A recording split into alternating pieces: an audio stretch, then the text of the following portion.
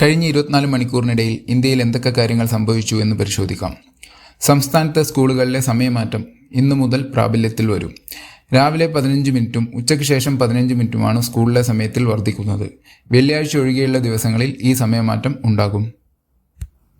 കേരളത്തിൽ Jio network connection നഷ്ടപ്പെട്ടു. ഇന്ന് ഉച്ചയ്ക്ക് 2 മണിയോടെയാണ് സേവനം നഷ്ടമായത്.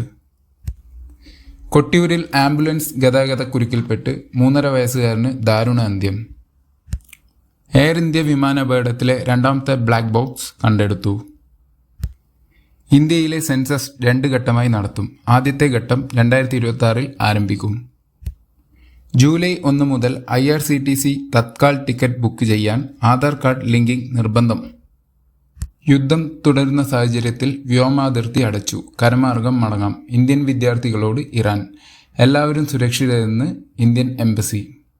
കേരളത്തിലെ ഏറ്റവും പുതിയ വെതർ അപ്ഡേറ്റ്. സംസ്ഥാനത്ത് പ്രളയ സാധ്യത മുന്നറിയിപ്പ്. 5 ജില്ലകളിൽ റെഡ് അലേർട്ട്.